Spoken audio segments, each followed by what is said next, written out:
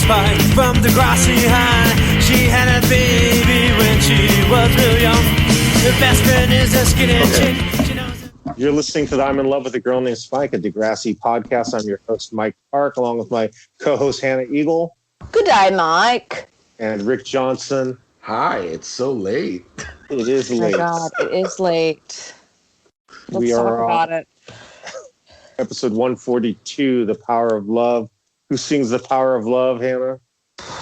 This is my least favorite song in all of Degrassi, at least the song title. I don't know. Can I? That's The Power of Love. Is that song? Yeah.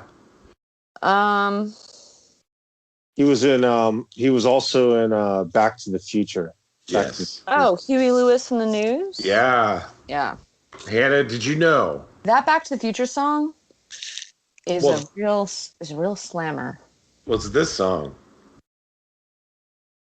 This is the Back to the Future song. Oh, you're right.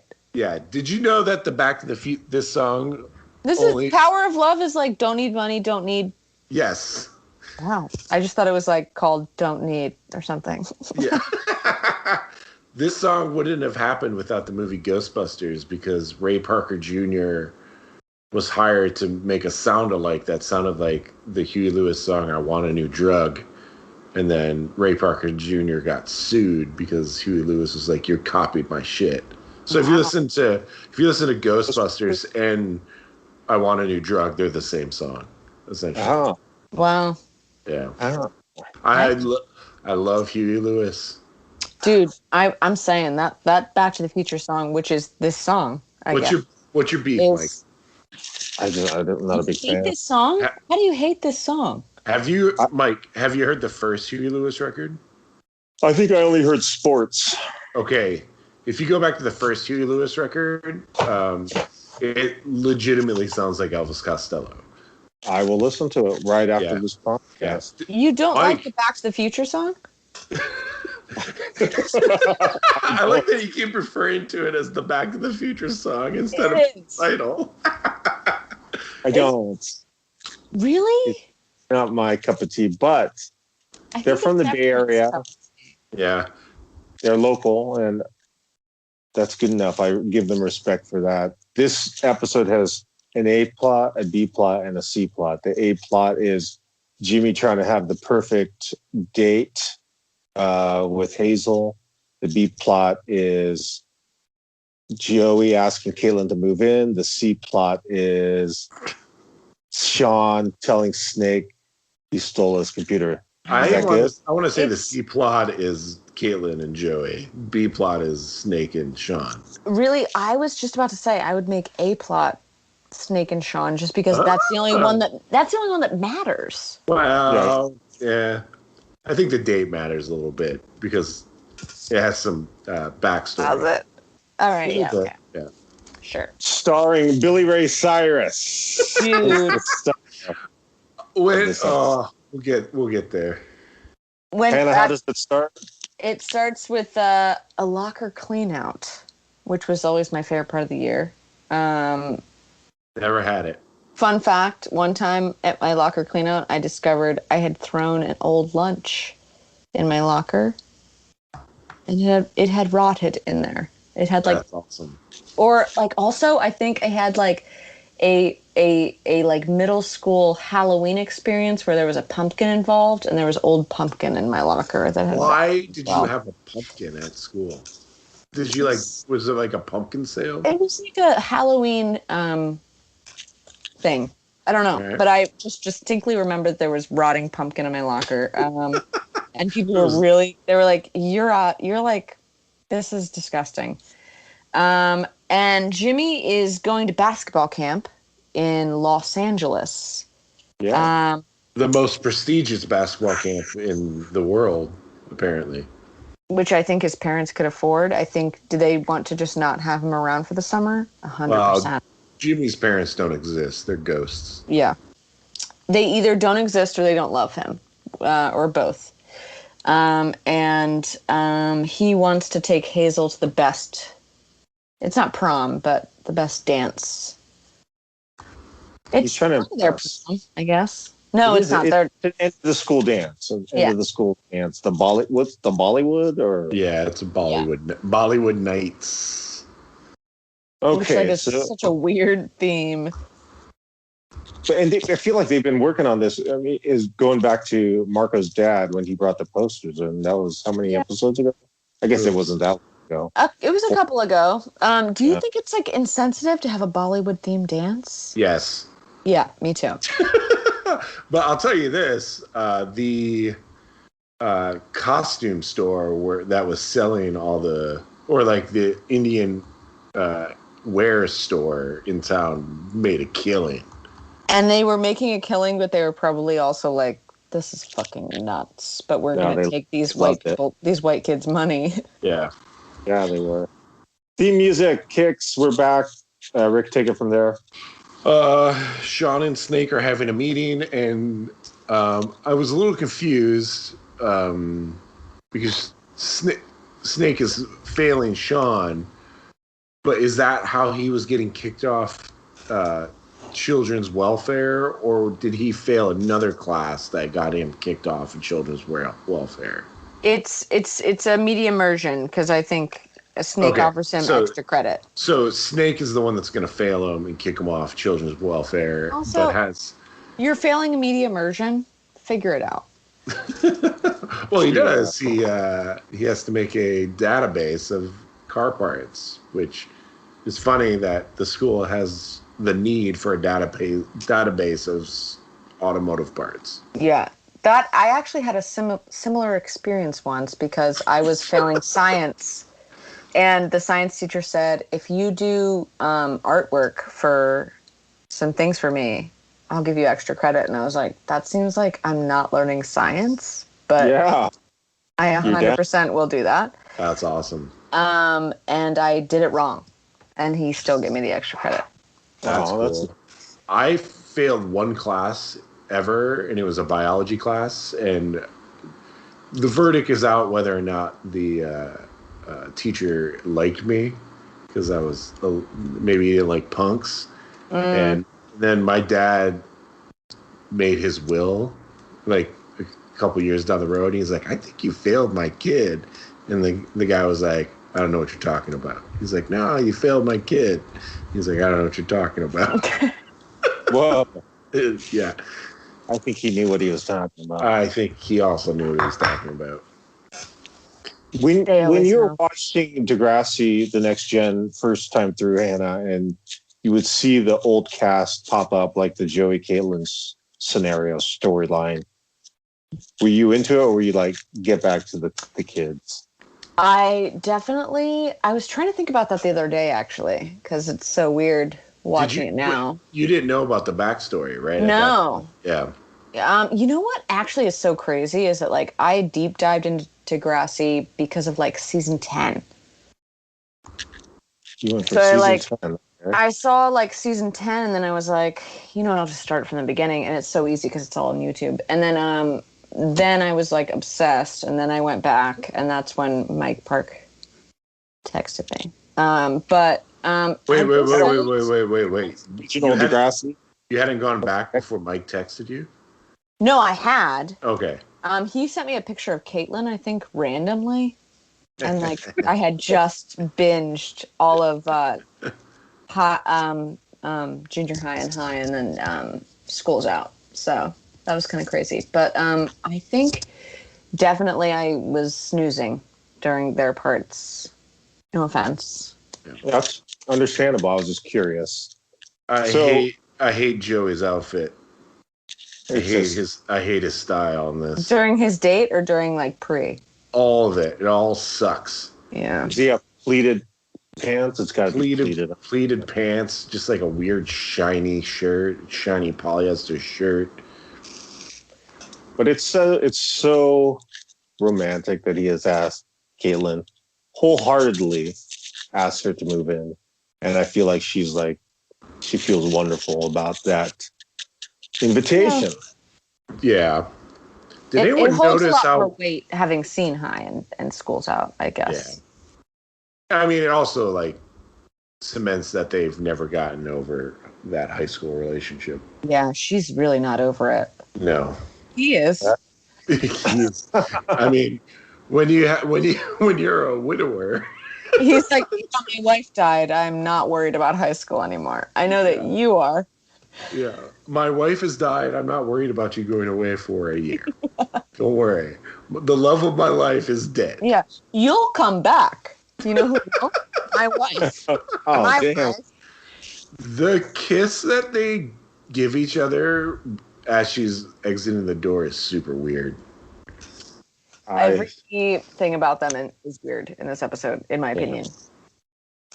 I just have a hard time seeing Caitlyn in anything because I'm just thinking of like present day, almost 50-year-old Caitlyn doing exercise videos, and it's very uncomfortable. Yeah. It's very uncomfortable. Do you understand, Hannah? I do, because we're all on TikTok and we're all on Instagram and we all see it. But you know, I don't see it. she's doing great exercise videos. I don't follow her on either platforms. Oh, wow. Keep it that way. I think it's safer for your relationship with you and Jessica. Yeah, probably. Okay, so Rick, when you were watching this and the limo pulls up, it's a beater limo, and when you see Billy Ray Cyrus come out, what do you think? First of all, the brochure is too nice for this limo. Do you think that's how he tricks people to get the limo? His name is Duke, right? Yeah. Mm-hmm. Okay. When he got out of the front seat, I was like, "Whoa, that guy looks like Billy Ray Cyrus." That's what I said. I was like, I gotta look this up. Is this Billy Ray Cyrus? Yes. And then when he walks up to talk to them, yeah. Like, oh, that's Billy Ray Cyrus. Well, I was curious after this. I was like, well, what season did Hannah Montana come out? Because that was like only 2 years after. Wait, so Hannah Montana had already come out at this point? No. So this would be, we're on season 3, and it's 2001, so this was like 2004. Hannah Montana's 2006. So getting into that Nick money, though. Yeah. So Billy Ray Cyrus, this cameo is one of the first things he's done since Achy Breaky Heart. I would have to assume. I can look this up. I'm actually on the Hannah Montana IMDb right now. Yeah, just go to Billy Ray Cyrus. Oh. If this is the first thing he's done since Achy Breaky Heart, that's amazing. So it's not? You want to know what the first thing he did since Achy Breaky Heart is? Yeah. Was it an acting role? Yes. He played Colton James. Oh, no, sorry. He played Gene. Okay. Mulholland Drive. Oh, that's right. He really wow. That's that cameo in Mulholland Drive. Yeah. He really knocked it out of the park. Twice. He must have. Oh, you know what? He was in some other stuff that's like not mentionable. I won't even mention it.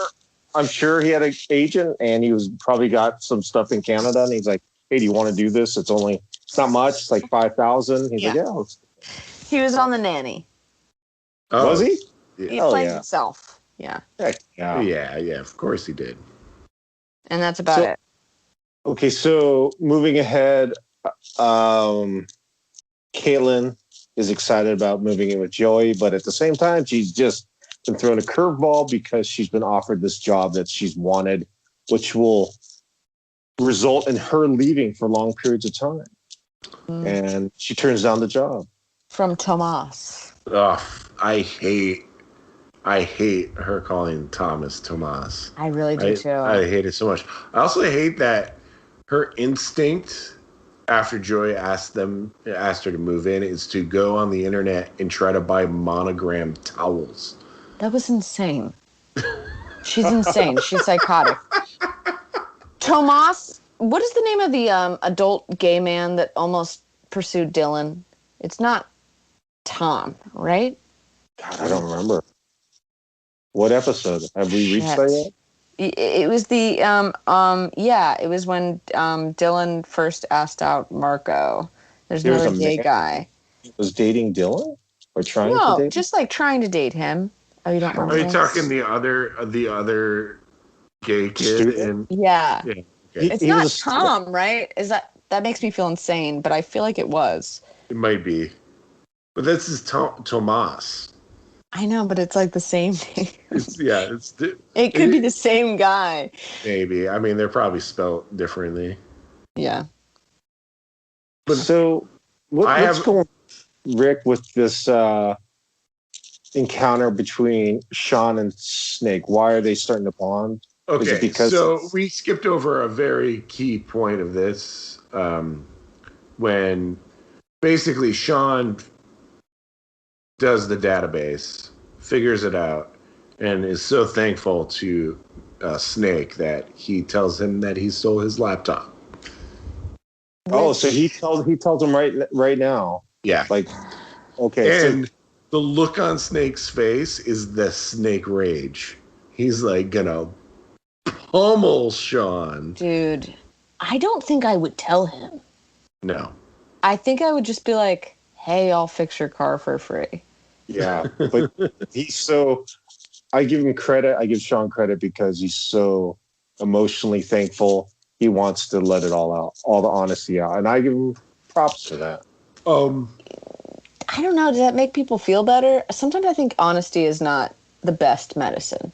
True that. Probably in this scenario. when your wife uses her life savings to buy you a computer and you're dying of cancer, you don't tell this person that you stole their laptop that you stole their laptop. No, when you're like having parties every weekend at your like brother's house. I mean, I guess it's honesty is powerful. I would never tell the truth in this scenario. I'm sorry, I'm watching ahead. So the restaurant they go to is also the same restaurant that It's the only restaurant in the area. The only nice restaurant. It's the Ferris Bueller Day Off restaurant. Yeah. Paige, Spinner, and I forgot her name. Hazel. No, from the Understandable. previous episode. From the previous episode. Ashley. Oh, geez. Oh my God, you forgot Ashley's name? That's your favorite one. I walked 10.2 miles today. I'm very tired. Girl, Very you want to talk tired. about miles? How many miles do you think you walked to work? I'm going to check my steps. Hold What? on. I also like that Joey and Caitlin are at the restaurant. Yeah, it's the only nice restaurant in the greater Toronto area.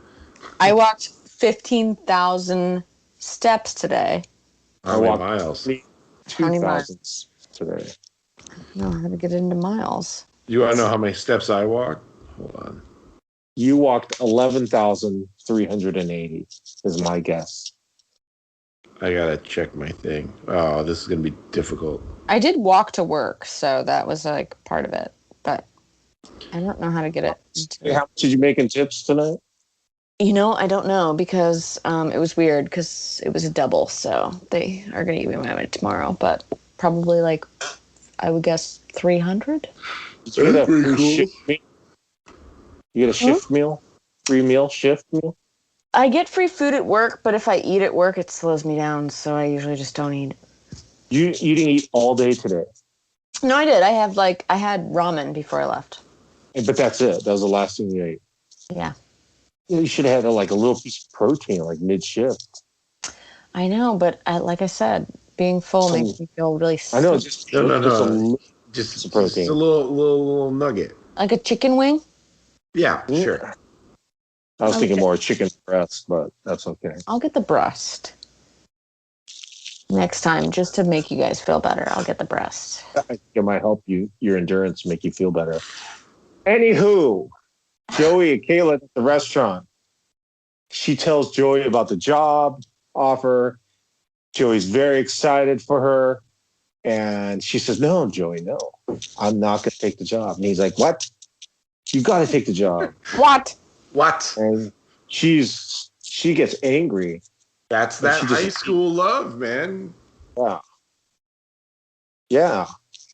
That's what I don't like. I don't like this high school love. I want it to be a more mature. And I think Joey's a more mature partner in this new relationship. Yeah, but again, when your wife dies, you. How is it that Caitlyn looks better at age 50 than she did at age 30? I don't know. She looks pretty good here too. No, she looks pretty good there too. I'll say that.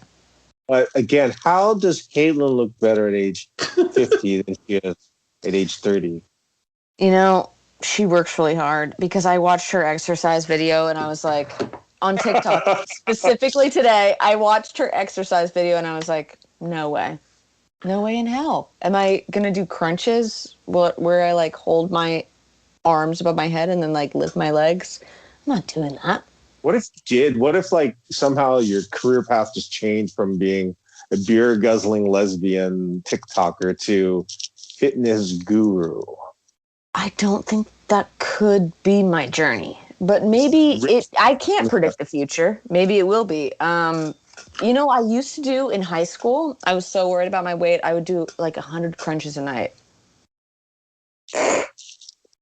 And now when I think about that, I'm like, no, I won't ever do that again. When's Britt gonna buy a Peloton for the house? She would fucking love that. She's like a gym hound. She would love to get a treadmill. I know that. Yeah, we got all that shit in our house. You have a Peloton? No. But the treadmill. Damn. We got treadmill. And Treadmill's all you need. We have the treadmill and the Peloton adjacent. I'm too big to run on the treadmill. Well, my thing is like I usually, when I was, in my prime, when we started this podcast, pre-pandemic, I would walk to work and walk home, and I would walk all day at work, and I just felt super nice that way. But, I'm getting back into it. All right. I feel like there's also a D plot. The D plot is like Ellie thinking the dance is racist. That's great. Fair? Is that fair? Ellie would know, and she would be correct. I forgot to mention that. Yeah. So they get the bill. They're at the restaurant, the foursome, get the bill, and Jimmy's like, what's up with this? We're getting charged so much. And the waiter says, what, Hannah? He's like, well, these two chuckle fucks that you came in with. Which I would 100% do. I fucking hate having teenagers. I'd be like, you guys walked out on your bill last week, and this is what it was, and it came out of my tips. So now you're going to tip me that much. I like how you did a lot nicer than that guy did. He's like, yeah, these 3 extra meals your buddies here just walked out. And then he just beelines it away. Well, here's the thing. And says, I expect a tip. Yeah, exactly. So here's the thing. They don't tip in Canada. Yeah, they do. Do they? Oh, yeah. Okay. I would imagine, unless he works for like Massive Dicks, which that restaurant seems like it could be, I don't think they would take that out of his money. I think he's just making extra money. But, I agree. Deserves it. I wouldn't have recognized those kids. Oh, I would. They're all dressed up fancy. You always remember the people who don't tip. And they showed up in a limousine. It's been like a year since a girl that left me on a credit card bill as 0 in the tip line, like wrote it in. And I still remember what that girl looks like. Hell yeah, of course. Rick doesn't understand. He has never been a server. Me. I've bar backed, but I've never served. Yeah, that's a lot different, bar backing and being a server, Rick. Hey. Do you like, I have a feeling that Rick really enjoyed the best part of Billy Ray Cyrus, this is me speaking on Rick's behalf, is the painted on tuxedo shirts. Oh, I hated it. I feel like that's something you would wear like to your high school graduation is the me? Yeah, why not? No. You forget my hate for Joey Jeremiah's tuxedo shirt. I hate the tuxedo shirt. Did you have a dress code for your high school graduation? I mean, besides the cap and the gown, no.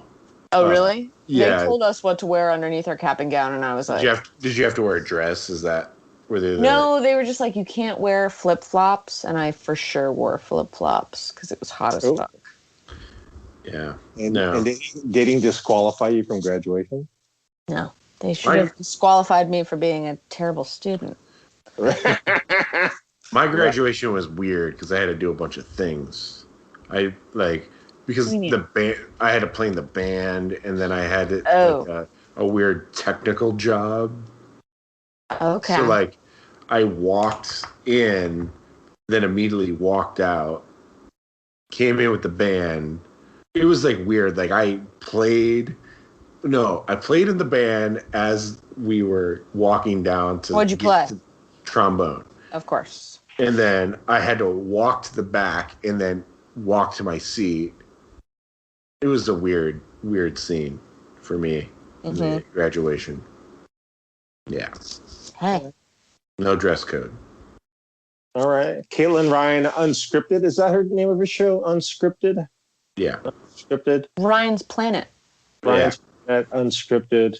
I'm just looking at a poster. She is at her office getting ready to take the job, I guess. Has she already walked out on Joey? Well, she walked out on Joey long ago.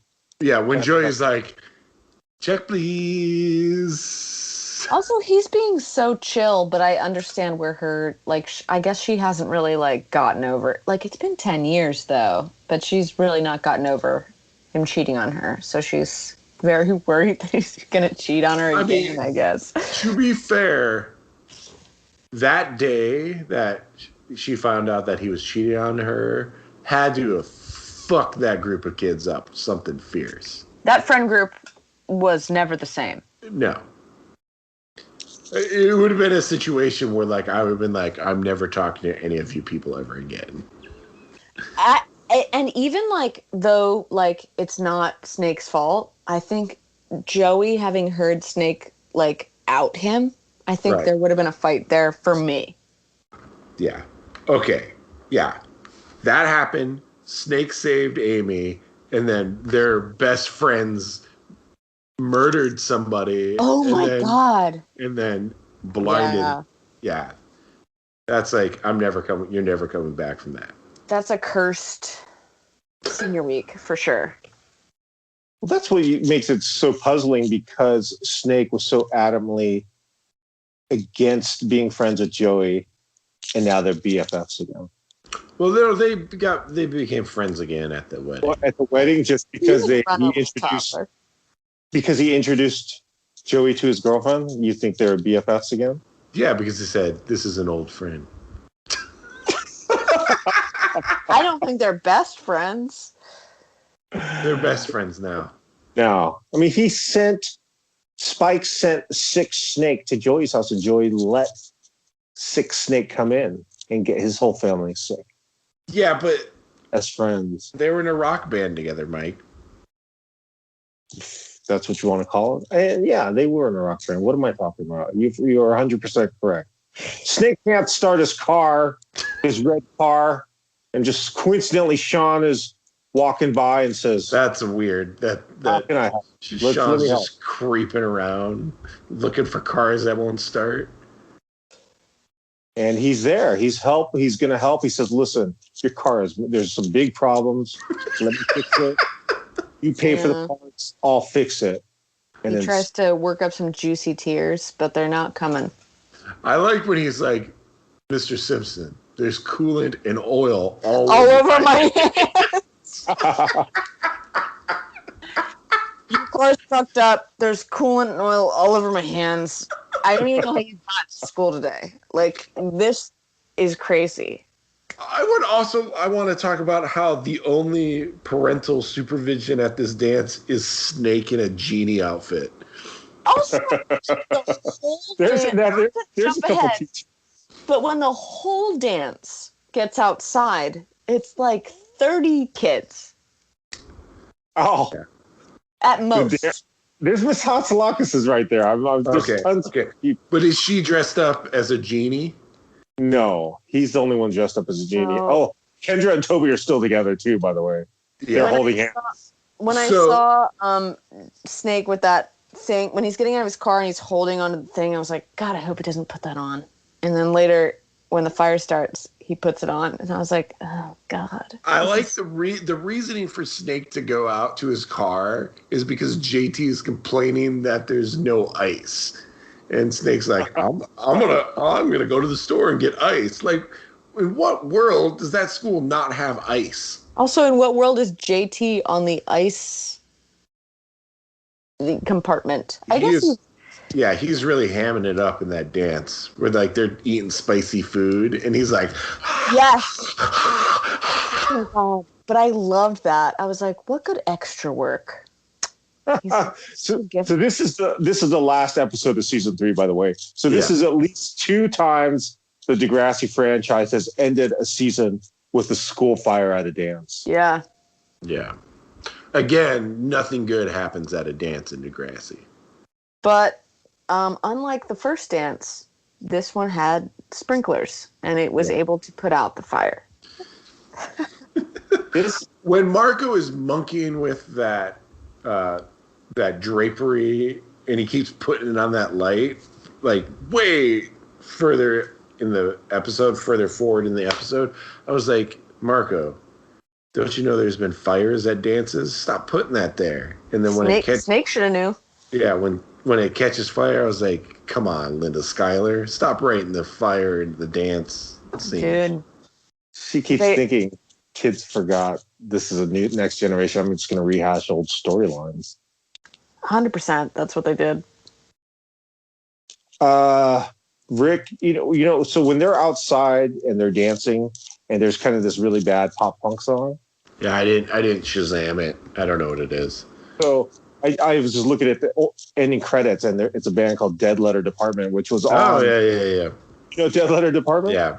They were on an Asian Man Records compilation. And I was like, huh. But I don't remember them. I don't remember any of the members. What comp?